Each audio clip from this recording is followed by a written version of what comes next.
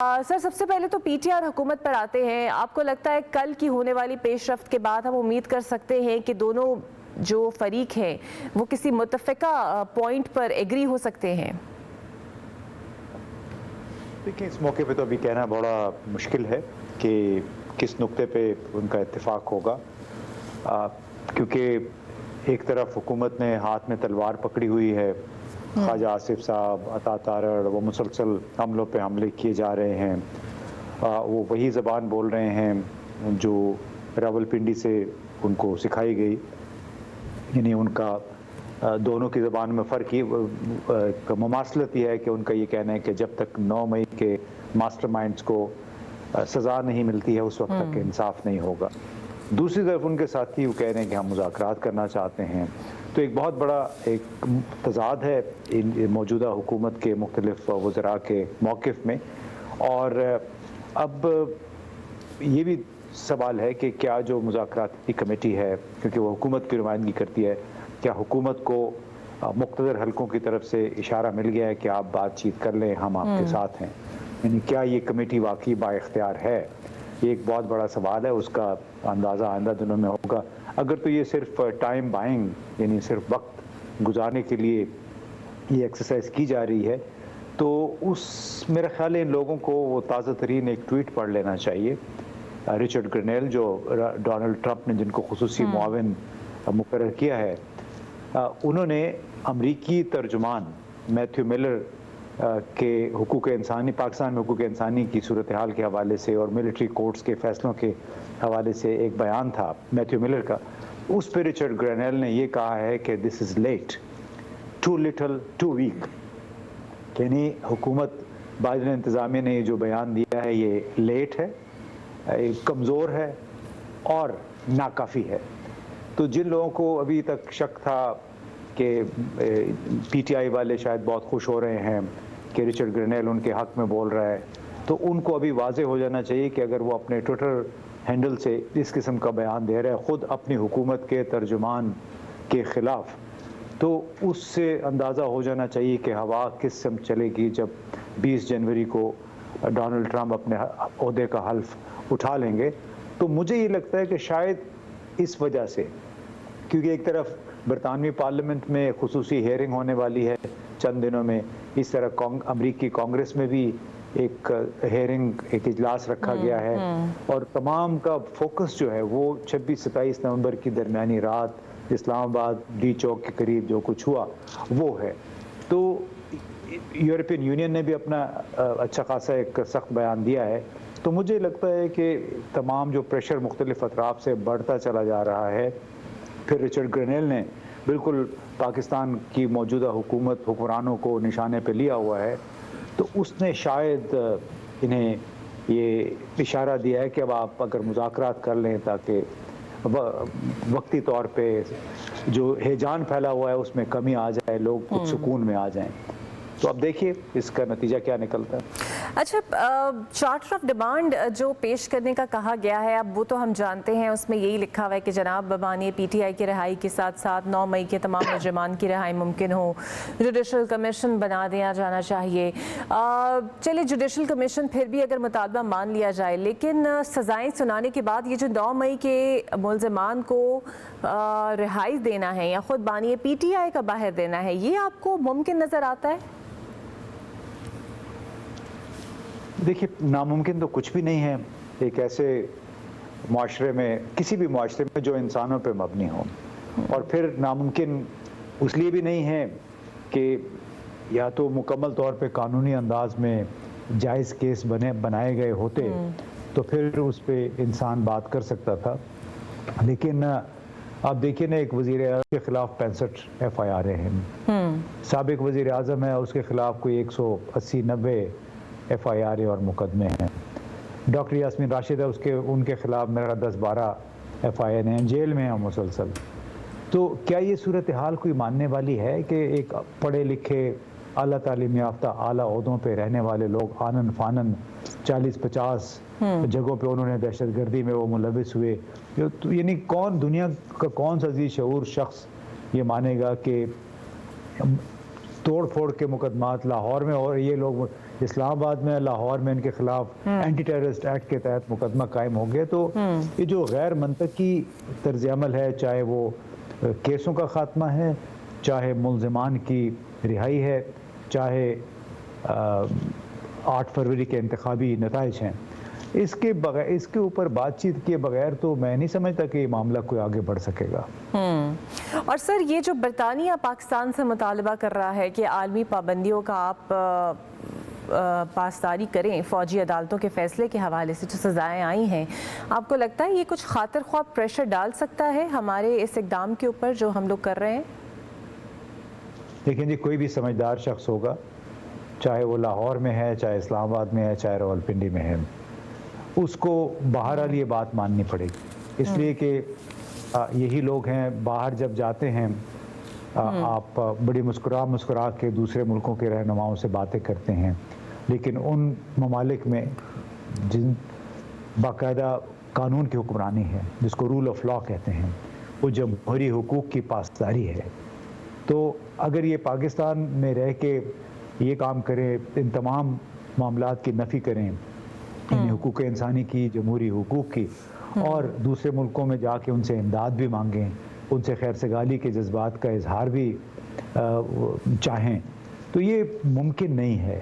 یعنی آپ اگر سمجھدار ہوں گے تو بہت جلد ان کو یہ باتیں ماننی پڑیں گی، وہ باتیں جو کہ بین الاقوامی قانون کے مطابق ہے. بین الاقوامی ایک کنونشن ہے، اس کے آرٹیکل 14 جو ہے وہ بار بار اس کا ذکر ہوتا ہے کہ اس کے تحت ہر سویلین شخص کا جو ٹرائل ہے اب تو ملٹری کورٹ میں نہیں ہو سکتا، اور ہوگا بھی تو ایسی عدالت میں ہو جو آزاد ہو، ٹرانسپیرنٹلی اس کا کام کرے، یعنی کھلی عدالت ہو، اور اس کو دفاع کا مکمل موقع مل سکے. تو بہت سارے سوالات ہیں. جو 25 لوگوں کو سزائیں ہوئی ہیں، کیا یہ کھلی عدالتیں تھیں؟ کیا یہ سویلین عدالتیں تھیں؟ کیا کسی کو پتہ چلا کہ ان کی سماعت کب ہوئی؟ ججز میں کون تھا؟ تو اس حوالے سے ان سوالات کے جواب تو بہرحال سوال تو اٹھیں گے، چاہے ملک کے اندر ہوں چاہے ملک کے باہر ہوں، اور اس کا پھر جواب بھی دینا پڑتا ہے. جواب نہیں دیتے تو پھر آپ نے جو بین الاقوامی طور پہ آپ کو جو تعاون چاہیے ہوتا ہے، خاص طور پہ اقتصادی مالی تعاون چاہیے ہوتا ہے، وہ تو پھر بہت بڑا مسئلہ بن جاتا ہے. اور سر، کل کی ملاقاتوں کے بعد یہ بات بھی تھوڑی کلیئر ہو گئی ہے کہ جو کچھ رفٹ پیپلز پارٹی اور نون لیگ میں تھی وہ بھی بہت حد تک سارٹ آؤٹ ہو گئی ہے، کیونکہ ان کے دونوں جماعتیں جب تک ایک پیج پر نہیں ہوں گی تو پھر تحریک انصاف سے بھی مذاکرات مشکل ہی ہوں گے. نہیں، ان کا ایک پیج پہ ہونا ضروری نہیں ہے جی. یہ تو کسی کے سہارے پہ حکومت میں بیٹھے ہوئے ہیں. یہ تو منافق لوگ ہیں جو ان کا طرز عمل ہے منافقانہ، کہ اوپر سے ایک دوسرے کے خلاف باتیں کر رہے ہیں، اندر سے اقتدار کے مزے لوٹ رہے ہیں. پیپلز پارٹی نے بھی اپنی بہترین پوزیشنز ہاتھ کے نیچے کی ہوئی ہیں، صدر سے لے کے 2 گورنروں تک، اور پھر بہت سارے اور معاملات ہیں جس میں ان کے فائدہ ہی فائدہ ہے. تو یہ ایسی لوگوں کو دلاسا دینے کے لیے، دکھانے کے لیے کہ ہمارے آپس میں اختلافات ہیں. ویسے بھی پی ٹی آئی کے ساتھ مذاکرات، جیسے میں نے شروع میں کہا، کا اختیار بظاہر ان کا ہے، لیکن اصل اختیار کسی اور کا ہے. اور وہاں سے جو ڈائریکشن آئے گی، جس طرح ڈائریکشن انہوں نے مانی تھی کہ عمران خان کے خلاف عدم اعتماد کا ووٹ لانا ہے، جس طرح ڈائریکشن انہوں نے مانی تھی کہ آرمی ایکٹ میں ترمیم ہونی ہے، ترمیم ہو گئی ہے، اور جس طرح انہوں نے مانا تھا کہ 26ویں ترمیم ہونی چاہیے جس کے تحت عدلیہ کے اختیارات ختم کرنے، اسی طرح کی ایک اور کوئی فرمائش یا حکم نامہ آ جائے گا تو ان کو پھر ماننا پڑے گا. بالکل صحیح. اور یہ جو 190 ملین پاؤنڈ ریفرنس کا فیصلہ مؤخر ہوا ہے، جس طرح کی آوازیں بھی آ رہی تھی کہ ہو جائے گا، یہ بھی آپ کو لگتا ہے کہ اب جو 6 جنوری کو سنایا جائے گا تو کوئی ہم ہارڈ کور فیصلہ ایکسپیکٹ نہ کریں انلیس اینڈ انٹل کسی ایک پوائنٹ پر یہ لوگ نہیں پہنچتے؟ مجھے نہیں معلوم جی، وہ فیصلہ ہو نہ ہو، وہ بندہ تو جیل میں بیٹھا ہوا ہے. 5 اگست 2023 سے مسلسل وہ جیل میں بیٹھا ہوا ہے. 9 مئی سے جب سے گرفتار ہوا ہے، تو سزا دیں نہ دیں، اب وہ ساری باتیں میٹیریل ہیں. سب کو پتہ ہے کہ کس قسم کے کیسز ہیں. 190 ملین پاؤنڈ کا کیس کیا ہے؟ وہ تو سپریم کورٹ کے اکاؤنٹ میں پیسے پڑے ہوئے تھے، اس پہ سپریم کورٹ نے بہت سارا سود بھی کما لیا. وہ پیسے ادھر ہی پڑے ہیں، ادھر سے تو ایک پیسہ کسی کے اکاؤنٹ میں نہیں گیا. اخلاقی طور پہ آپ اس کو کہہ سکتے ہیں کہ اس کے بدلے القادر ٹرسٹ، اور وہ بھی عمران خان کے نام پہ نہیں بلکہ القادر ٹرسٹ کے نام پہ زمین ہے، تو وہ اخلاقی طور پہ آپ اس کو کوشچن کر سکتے ہیں، لیکن یہ کہنا کہ جی 190 ملین پاؤنڈ کے کیس میں ان کو ابھی 10 سال کی سزا ہو گئی ہے، انہوں نے بڑی بے ایمانی کی ہے، ایک بہت ہی مضحکہ خیز قسم کا کیس ہے، اور شرم آنی چاہیے میں تو سمجھتا ہوں ان لوگوں کو بھی جنہوں نے یہ کیس بنایا، جو اس کا دفاع بھی کر رہے ہیں۔ اور مدارس بل کے حوالے سے بھی کل کچھ بات تھوڑی بہت ہوئی اور اس پر اتفاق کیا گیا کہ اس پر پی ٹی آئی سے بھی مشاورت کی جائے گی، لیکن سر آپ کو لگتا کیوں ہے کہ سب چیزیں منظور ہونے کے بعد مولانا صاحب کے ساتھ یہ ہاتھ کیا کیوں گیا؟ منافقت، یعنی منافقت اور کوتاہ اندیشی کہ آپ اپنی ایک ترمیم کی خاطر مولانا سے وعدہ کر لیتے ہیں کہ ہم آپ کی یہ فرمائش مانیں گے، وہ جب معاملہ ہو جاتا ہے، ترمیم ہو جاتی ہے، اس کے بعد آپ ان کو آنکھیں دکھا دیتے ہیں۔ تو وہی تو مولانا کو سمجھ آ جانی چاہیے تھی بہت پہلے یہ بات۔ اکتوبر میں بھی یہی کچھ ہوا تھا، پھر ابھی دوبارہ صدر آصف علی زرداری صاحب ان کے مسودے کو لے کے بیٹھ گئے، حالانکہ وہ عملاً وہ قانون بن چکا ہے جو ترامیم ہوئی تھیں مدارس بل کے حوالے سے، کیونکہ صدر نے 2 مرتبہ اعتراض لگا دیا، اب 10 دن کا ٹائم ہوتا ہے۔ تو یہ بنیادی طور پہ منافقت ہے، کوتاہ اندیشی ہے کہ آپ بغیر سوچے سمجھے کہ اس کسی ایک اقدام کا ملک پہ کیا اثر پڑے گا، آپ انفرادی سطح پہ وعدہ کر لیتے ہیں لوگوں کے ساتھ، وہ وعدہ پھر آپ پورا نہیں کر پاتے، آپ کی ان کی اپنی وجوہات ہوں گی۔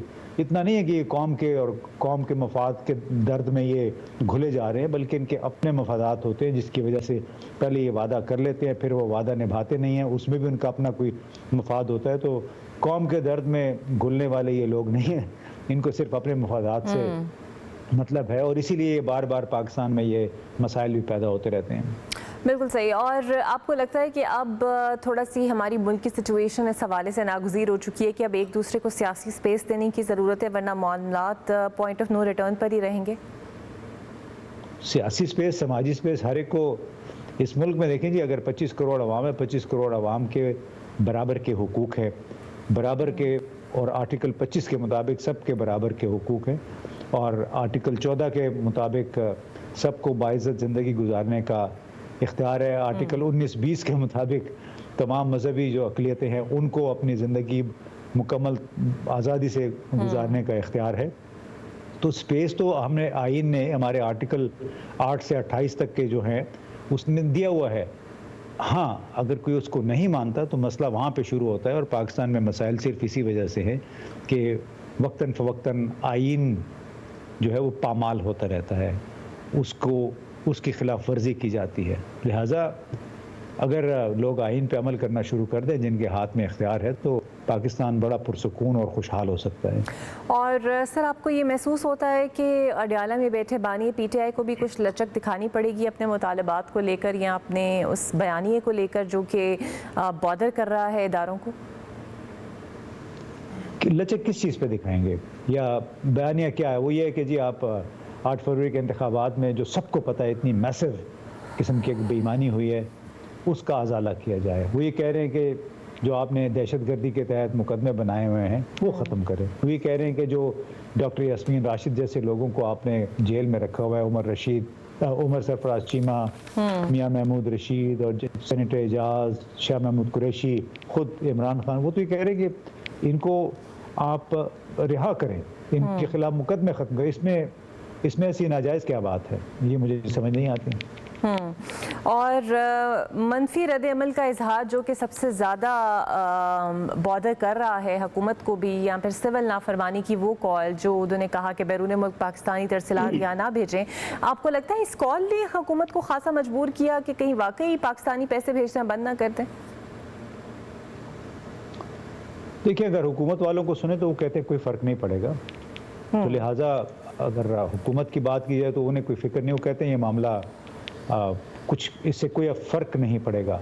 لیکن میرا اپنا خیال ہے کہ پاکستان میں 1 کروڑ، پاکستان سے باہر کوئی 1 کروڑ کے قریب پاکستانی ہیں، اس میں سے اگر آدھے لوگ بھی اگر پی ٹی آئی کے ہیں اور وہ پیسے بھیجنا بند کر دیں تو ہر ماہ آپ پاکستان میں کوئی آتا ہے کوئی 2.5 ارب ڈالر کے قریب پیسے آتے ہیں باہر سے، تو اگر 50 لاکھ لوگ جو ہیں وہ پیسے بھیجنا بند کر دیں تو اس کا مطلب ہے کہ یہ تعداد جو ہے مقدار جو ہے وہ کم ہو کے 1 ارب 1.25 ارب رہ جائے گی، یعنی کم از کم 1 ارب جو ہے وہ آنا بند ہو سکتا ہے ہر مہینے۔ تو اب اگر حکومت پاکستان جو کہ 700-800 ملین ڈالر کی IMF سے قسط کے لیے ترستی رہتی ہے، اگر وہ یہ کہے کہ ہمیں 1 ارب ڈالر ہر مہینے کم ہونے سے فرق نہیں پڑتا، تو پھر اس کا مطلب ہے کہ پاکستان تو بڑی زبردست فائنینشیل صورتحال میں ہے۔ بالکل صحیح۔ اور جو PTI امیدیں جس طرح ابھی آپ ذکر بھی کر رہے تھے امریکی انتظامیہ سے لگائے بیٹھی ہے، اگر فار انسٹنس مان لیا جائے کہ ٹرمپ کے آنے کے بعد کچھ ایسا دباؤ پڑتا ہے پاکستان کے اوپر، تو are we in the position to سے ایبسلیوٹلی ناٹ ٹو دیم؟ بڑا اچھا ہوگا اگر کبھی ہم ایبسلیوٹلی ناٹ کہنے کی پوزیشن میں ہوتے، لیکن بدقسمتی سے ایبسلیوٹلی ناٹ کہ ہم نہ کسی میں جرت ہے اور نہ استطاعت ہے۔ اور یہ جو باتیں کافی لوگ کر بھی رہے ہیں اور آپ نے بھی اس کا ذکر بھی کیا ہے کہ شاید امریکہ کے کوئی خاص مفادات اس وقت پاکستان سے جڑے ہوئے نہیں ہیں، یا پھر ان کی فارن پالیسی گولز میں کچھ اس طرح پاکستان شامل بھی نہیں ہے، یہ کس حد تک درست ہے؟ پتہ چل جائے گا جی، ہمیں اس پہ بہت زیادہ میرا خیال ہے بحث نہیں کرنی چاہیے۔